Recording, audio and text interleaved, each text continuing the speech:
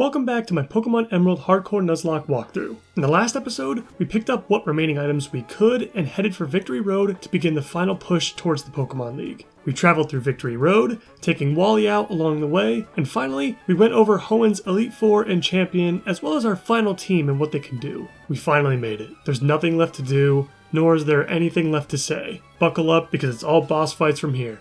Let's see if we can end this run with a bang. The road from Gen 3 Casual to Emerald Master continues. Let's do this.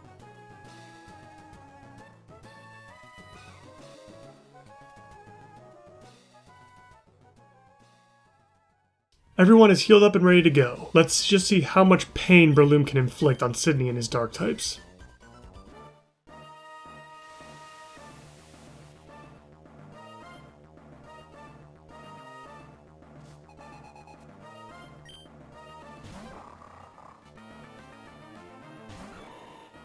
And as it turns out, Breloom is just a bona fide Chad and has more than enough power to completely annihilate this team with nothing but brick breaks. Keep in mind, this Breloom has not been EV trained at all in any way, so his extra stats were distributed randomly. That clearly did not matter though, as one by one, Sydney's team bows before me. Breloom is just truly ridiculous, honestly, but this also exemplifies the points I made about Sydney in the last episode. He's honestly considerably weaker than many of the other boss fights in the game, including the likes of Watson, Norman, Winona, Juan, and maybe even Flannery for that matter. He shouldn't give you too much trouble. He certainly didn't for me.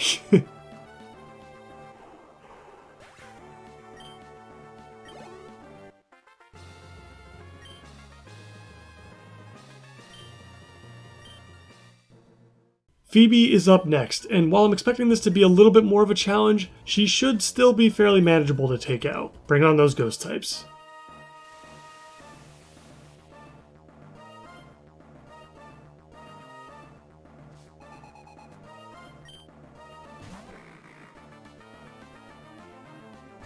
I lead with Gyarados to try and go for the Dragon Dance Earthquake sweep. This Dusclops loves leading with Protect, so the first one is always free. I go for another Dragon Dance, and Dusclops goes for Confuse Ray. And this is where I make the very greedy mistake of going for another Dragon Dance. See, because my physical attack is so high right now, anytime I hit myself with Confusion, it's going to be a very, very bad time for me. Not only that, but this Dusclops also could have used Curse at any time, which would essentially block my Gyarados from sweeping the whole team, as I would have had to switch him out at some point. Luckily, for some reason, I'm never punished, and I'm able to get past this first Dusclops and go on to sweep the rest of Phoebe's team with Earthquake. 3 Dragon Dances was completely unnecessary, and I should have just went for Earthquakes sooner. In fact, I wouldn't have been surprised if only a single Dragon Dance could have gotten the job done, with Gyarados' already insanely high attack stat. Don't play this fight the way that I did. I could have easily been punished by this and would have been forced to play from behind. Remember, her Pokemon aren't super threatening overall, at least offensively, so just don't get greedy. Chances are you won't need to take a whole lot of risks in order to bring her down.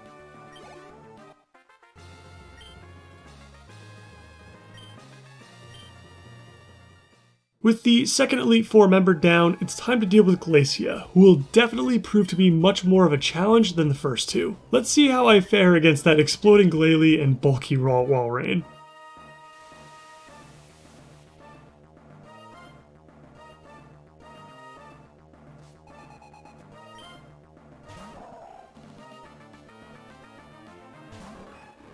I lead with Manectric to take her first Celio out with a quick Thunderbolt.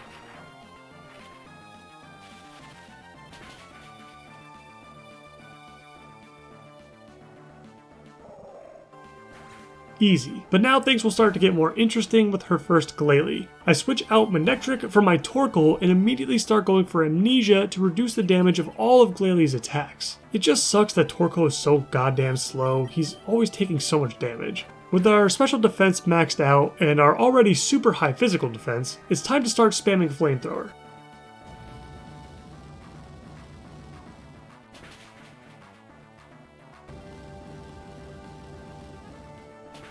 Glalie finally goes down as expected. Walrein comes out to start hitting us with Surfs. Looking back on this, I should have just taken Torkoal out here in favor of someone else, so I could later use him against her second Glalie and its explosion. Surf just ended up dealing way more than I thought it would for having +6 special defense, and on top of that, I completely forgot that the Walrein has Thick Fat, which cuts my fire damage in half. Flamethrower was not dealing anything substantial, and I ended up deciding to sacrifice my Torkoal so I wouldn't put my other team members in as much danger by allowing a clean switch. Again, I do regret this heavily. Even though I wouldn't really be using Torkoal for any other fight, really, he still probably could have been saved anyway without much of an issue. With Torkoal now gone, I switch back into Manectric to take Walrein out with one last Thunderbolt. Afterwards, Glacia decides to go for her other Celio for some reason, instead of Glalie. I have no idea why. But another Thunderbolt from Manectric deals with it easily. Her final Pokemon in Glalie finally comes out, and I need to switch out to avoid a potential explosion death. I take a quick look at my team to determine who is physically the tankiest, and it turns out that it's my Gyarados, so I go with that. And I want to get some Intimidates off anyway to reduce the incoming damage from explosion if it happens to go off. I go back and forth between Gyarados and Walrein once, just so I can reduce the damage a bit further, and then I start going for Earthquakes. Luckily it ends up being a 2-hit KO, and Glalie finally goes down along with Glacia. I'm not really sure if the back and forth between Gyarados and Walrein was really necessary there. I think if I had gone through that scenario again, I would have just started attacking with Gyarados right off the bat since it was a 2-hit KO. One of the biggest issues I've run into at times is simply overthinking things. Sometimes the simplest strategy is the best one, so try not to overthink it.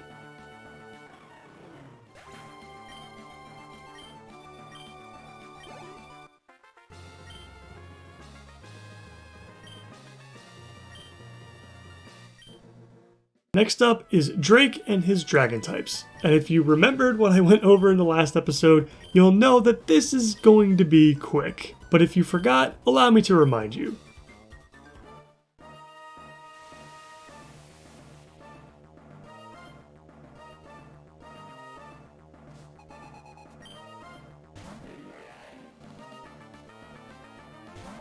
Other than maybe Sydney, Drake is a member that I'm probably the least worried about, simply because I have the absolute perfect response. Walrein. I wasn't kidding when I said you can just send out Walrein and press Ice Beam a bunch of times, even against that bulky Kingdra. One by one, Drake's dragons fall.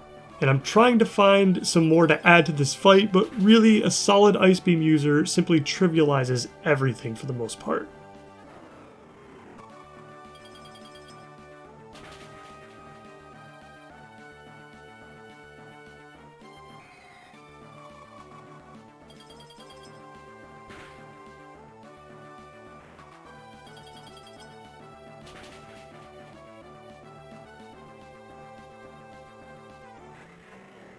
And that's it. Drake is down, and now the only thing standing in our way is the champion.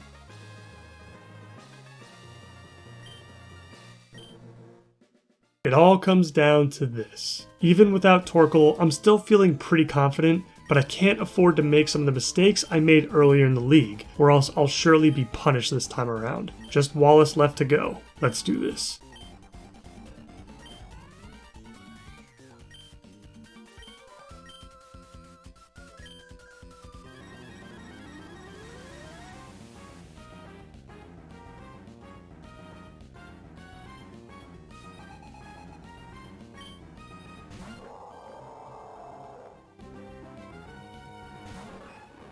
I lead with Manectric and quickly go for a Thunderbolt to greatly weaken the power of that water spout.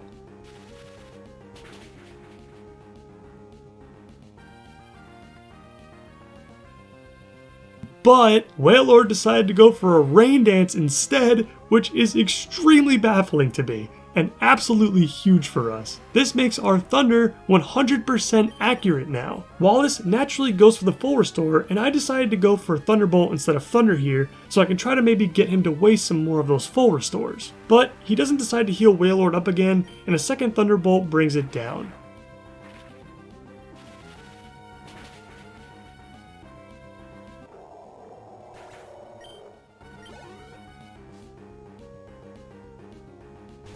Wallace then sends in his Gyarados, which I've seen him do very often against electric types for some reason over Whiscash. I mean, I understand that Gyarados is pretty fast, and it comes packed with Earthquake, but it's just not worth the risk. And Whiscash is perfectly capable of bringing any electric type down with its immunity. One 100% accurate Thunder crushes Gyarados into the ground, and now that Whiscash finally comes out, and the plan now is to switch into Ludicolo to take him out. Ludicolo is a fantastic matchup for this because he takes Earthquakes very easily, and he can just heal up that damage he took while simultaneously taking down Whiscash with Giga Drain. What surprised me here though was that Whiscash actually survived the Giga Drain and hit another Earthquake. While I wasn't expecting this, it ended up being pretty good for me overall, as Wallace uses another full restore on Whiscash instead of on one of his scarier Pokemon. He eventually goes down to his Surf to get rid of the remaining HP, and now Wallace sends in his Tentacruel. If I recall correctly, I think I mentioned that Tentacruel can be quite tough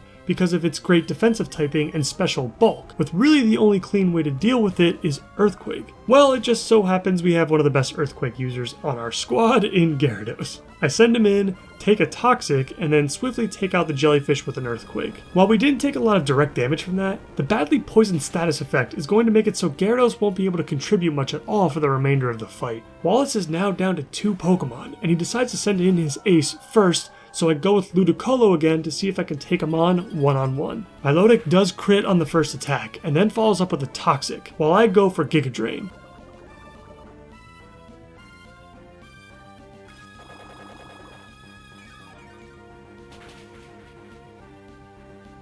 It deals pretty decent damage, and I do heal for a bit, but I'm gonna have to use Rest here to remove the poison, and I do.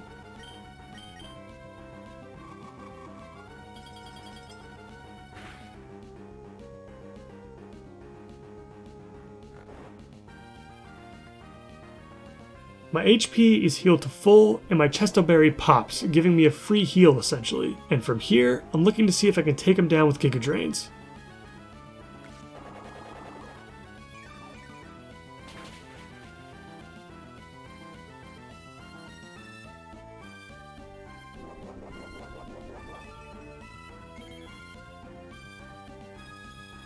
Now, after Milotic's Citrus Berry procs, I decide to go for Surf and Ice Beam first before I use Giga Drain again. This is so I don't bring Milotic low enough that Wallace would want to use a full restore on it. Once I think I'm finally in the range that I need in order for Giga Drain to kill, I use it, and Milotic goes down. A crit from that last Ice Beam would have been scary, but I don't think it would have killed anyway in this case. Wallace's final Pokemon comes out, and now it's time for Breloom to bring this one home. Breloom is just so goddamn good against this thing, and even if you don't use Breloom for anything else in this entire league, he's worth a spot on your league team specifically to deal with this Ludicolo. Ludicolo is just so annoying to bring down with that double team / Giga Drain combo, and Leech Seed for that matter. But Breloom is the perfect encounter for this. He resists every single one of Ludicolo's attacks and is immune to that Leech Seed. Several Sludge Bombs later, and Wallace's final Pokemon falls. And with that, this series is now over.